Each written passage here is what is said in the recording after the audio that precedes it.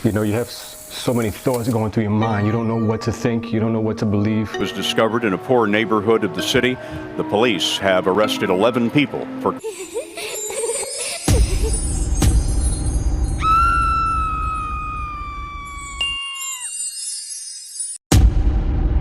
Seorang turis asal Amerika Serikat sedang melakukan perjalanan pertamanya ke luar negeri. Dia menuju Istanbul, Turki pada Januari 2013. Perjalanan ini bertujuan untuk kebutuhan fotografinya. Dia ingin mengabadikan keindahan kota Istanbul dengan kameranya. Sayangnya dia menghilang di Turki dan tidak pernah ditemukan lagi dalam keadaan hidup. Seray Sierra adalah seorang wanita yang berusia 33 tahun saat itu. Dia lahir pada 9 November 1979. Dia berasal dari New York, Amerika, dan merupakan anak kedua dari 3 bersaudara.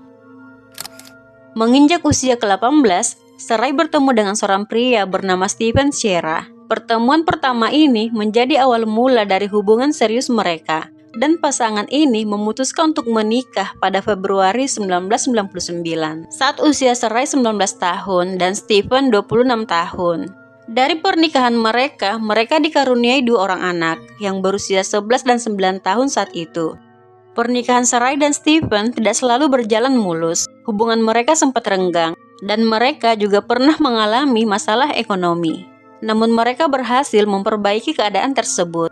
Saat itu, Seray bekerja sebagai seorang resepsionis di sebuah klinik gigi, dan suaminya bekerja sebagai karyawan tetap di layanan transportasi sebagai supir bus. Seray memiliki hobi fotografi. Dia suka memotret dan tertarik pada arsitektur. Dia juga merupakan seorang fotografer amatir. Dia mengabadikan hasil jepretannya di akun sosmednya dan memiliki ribuan follower saat itu. Pada tahun 2013, Seray berniat ke Istanbul, Turki. Dia ingin memotret tempat-tempat bersejarah dan pemandangan kota di sana. Dia berencana ke Turki bersama teman dekatnya yang bernama Magdalena Rodriguez.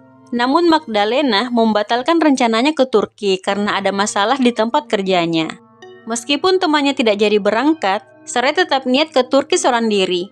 Dia masih bersemangat dan dia juga punya kenalan di sana yang bisa membantunya. Kenalannya itu seorang pria Turki bernama Thailand yang dikenalnya lewat sosmed beberapa bulan sebelumnya. Sebelum memutuskan untuk ke Turki, Seray izin ke orang tua dan suaminya terlebih dahulu. Suaminya saat itu mengizinkan dan mendukungnya, tapi tidak dengan orang tuanya. Mereka keberatan karena Seray ini tidak pernah keluar negeri sebelumnya. Apalagi dia pergi hanya seorang diri. Mereka khawatir. Namun saat itu Seray mencoba meyakinkan kedua orang tuanya bahwa dia akan baik-baik saja dan dia akan selalu ngasih kabar. Hingga orang tuanya pun mengizinkan dan Seray berangkat ke Turki pada 7 Januari 2013.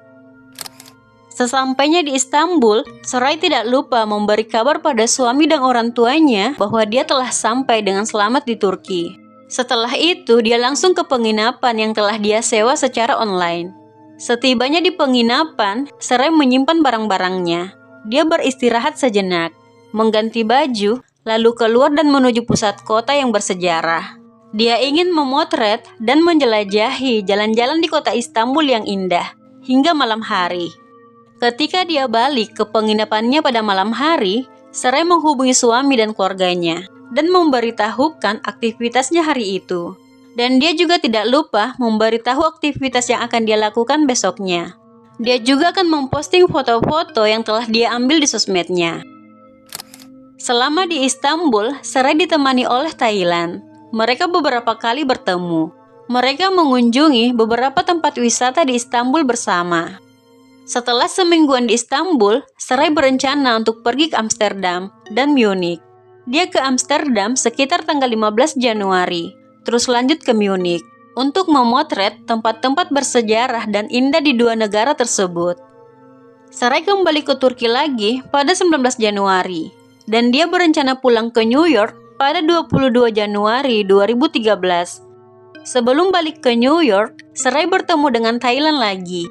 Saat itu, dia dan Thailand sempat ke sebuah bar lokal, dan mereka pulang setelah tengah malam, dengan Thailand mengantarnya pulang ke penginapannya. 22 Januari 2013, ayah Sarai menuju bandara untuk menjemput putrinya. Karena saat itu Stephen sedang bekerja. Namun setelah pesawat yang ditumpangi Sarai mendarat, Sarai tidak juga muncul. Semua penumpang juga sudah turun. Saat itu ayah Sarai mencari info ke perwakilan maskapai. Namun dia diberitahu kalau penumpang atas nama Sarai Sierra tidak pernah naik ke pesawat. Mendengar itu, ayah Sarai mencoba menghubungi putrinya, namun HP-nya tidak bisa dihubungi. Lalu dia menghubungi Stephen dan memberitahu kalau istrinya tidak pernah naik ke pesawat. Mengetahui istrinya tidak kembali ke Amerika, Stephen coba menghubungi istrinya, namun HP-nya masih tidak bisa dihubungi. Setelah itu, Stephen menghubungi penginapan di mana istrinya menginap, dan pegawai di situ mengatakan kalau barang-barang Sarai, baik pakaian, paspor, dan chargernya masih ada di kamarnya. Saat itu, Stephen tidak tahu lagi di mana dia harus mencari istrinya. Jadi dia membuka sosmed istrinya, karena dia tahu passwordnya. Dia mulai mengecek pesannya, dengan harapan ada petunjuk tentang keberadaan istrinya. Dan saat itu, dia melihat ada satu pria yang intens berkomunikasi dengan istrinya. Dan pria itu adalah Thailand, si pria asal Turki. Stephen saat itu menghubungi Thailand dan menanyakan tentang istrinya. Dan Thailand mengatakan kalau dia memang pernah bertemu Sarai, tapi sudah beberapa hari ini dia tidak bertemu dan tidak komunikasi dengannya. Karena semakin cemas dan tidak tahu keberadaan istrinya, suami dan orang tua Sarai segera melapor ke Kedutaan Amerika Serikat di Turki untuk melaporkan Sarai yang hilang. Sehari kemudian, pencarian besar-besaran terhadap Sarai dilakukan oleh kepolisian Istanbul. Suami dan keluarga Sarai juga segera ke Turki untuk membantu mencarinya. Karyawan tempat Sarai menginap dan Thailand juga diinterogasi polisi. Menurut karyawan tempat Sarai menginap, dia terakhir kali melihat Sarai sehari sebelum dia balik ke Amerika, sekitar tanggal 21 Januari 2013. Dan setelah itu, Sarai tidak pernah kembali ke penginapan.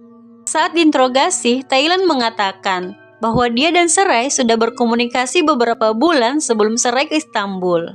Mereka juga bertemu beberapa kali di Istanbul. Dan pada 21 Januari 2013, sebenarnya mereka janjian untuk bertemu lagi di Galata Tower pada siang hari. Tapi Thailand hari itu tidak sempat bertemu dengannya. Dan setelah itu mereka tidak komunikasi lagi. Penyelidikan polisi berlanjut pada pengecekan lokasi-lokasi yang dikunjungi Sarai sebelum menghilang. Data lokasi di ponselnya dicek, dan rekaman CCTV di sepanjang jalan juga dicek. Dan akhirnya terlihat Sarai di rekaman CCTV. Saat itu, 20 Januari 2013, dia terlihat sedang makan dan berjalan seorang diri di mall. Dan pada 21 Januari 2013, dia terlihat lagi di jalur kereta. Dia berjalan menuju tembok kuno kota tua, beberapa menit sebelum menghilang. Berdasar lokasi tempat terakhir kali Sarai terlihat, polisi mulai melakukan pencarian di area itu. Dan setelah melakukan beberapa jam pencarian, pihak berwajib akhirnya menemukan Sarai di sebuah ruangan kecil di dekat reruntuhan tembok kota tua yang tidak jauh dari jalur kereta. Tapi sayangnya, Sarai ditemukan dalam kondisi yang sudah tidak bernyawa. Saat itu, tubuhnya ditutupi selimut, dengan luka parah di bagian kepalanya. Barang-barang yang dia bawa seperti HP, iPad, jaket, dan tasnya hilang. Namun perhiasan yang dia pakai masih ada di tubuhnya. Dari hasil otopsi, Sarai dinyatakan tewas karena pukulan benda keras di kepalanya. Ada memar dan luka goresan di tubuhnya, dan ditemukan DNA asing di bawah kukunya. Menandakan dia mencoba melawan pelaku saat diserang. Penyelidikan kasus Sarai saat itu dilakukan oleh polisi Istanbul dan FBI, dan mereka juga berhasil mendapatkan rekaman video dari sebuah kereta yang melaju saat itu. Dari rekaman itu, Sarai terlihat berjalan dengan diikuti seorang pria. Seorang pria berusia 46 tahun yang bekerja sebagai pengumpul kertas bekas diidentifikasi sebagai pelaku penghilangan nyawa Sarai. Pria itu bernama Zia Tasali. Saat itu polisi mendatangi rumahnya, tapi pria itu sudah melarikan diri. Jadi penyidik mengunjungi saudara-saudara Zia dan mengambil sampel DNA-nya. untuk analisis perbandingan DNA. Dan setelah dilakukan pemeriksaan, hasilnya menunjukkan kecocokan secara genetik dengan DNA yang ditemukan di bawah kuku Sarai. Dan lokasi terakhir HP Sarai juga berada di area rumah Zia. Pada Maret 2013, Zia Tasali berhasil ditahan polisi ketika dia mencoba kembali ke Turki. Dia kemudian diinterogasi dan mengakui penghilangan nyawa yang telah dia lakukan. Katanya, pada 21 Januari 2013, Zia melihat Sarai yang sedang berjalan di sepanjang jalur kereta. Saat melihat Sarai, timbul hasrat Zia, dan setelah itu dia terus mengikuti Sarai. Hingga saat keadaan sudah sepi, Zia mencoba mendekati Sarai, berbicara dengannya, dan secara tiba-tiba ingin menciumnya. Namun karena Sarai menolak dan memukulnya, Zia jadi marah dan menyerangnya. Sarai saat itu tidak tinggal diam, dia melawan Zia. Dan saat itu Zia tidak bisa mengontrol dirinya dan menghantam kepala Sarai dengan batu hingga tewas. Setelah Sarai tidak lagi bergerak, dia menyeret tubuh Sarai ke area tembok kuno, menyembunyikannya di sana dan menutupinya dengan selimut. Lalu dia mengambil barang-barang Sarai dan pergi. Sebelum tubuh Sarai ditemukan, Zia sempat mengecek lokasi tempat dia menyembunyikan tubuh Sarai beberapa kali. Namun saat tubuh Sarai ditemukan polisi pada 2 Februari, dia segera meminjam uang kepada saudaranya dan melarikan diri ke Suriah selama 1 bulanan lebih. Dan karena dia merasa tidak aman tinggal di sana, dia coba balik lagi ke Turki. Hingga akhirnya dia berhasil tertangkap oleh polisi. Pada tahun 2014, Zia Tasali terbukti bersalah atas semua dakwaan. Dia dijatuhi hukuman penjara seumur hidup atas penghilangan nyawa terhadap Sarai Sierra. Dan dia juga dijatuhi hukuman 11 tahun 8 bulan penjara atas percobaan serangan seksual dan pencurian. I want to thank the Turkish police, how they went beyond the search for my daughter,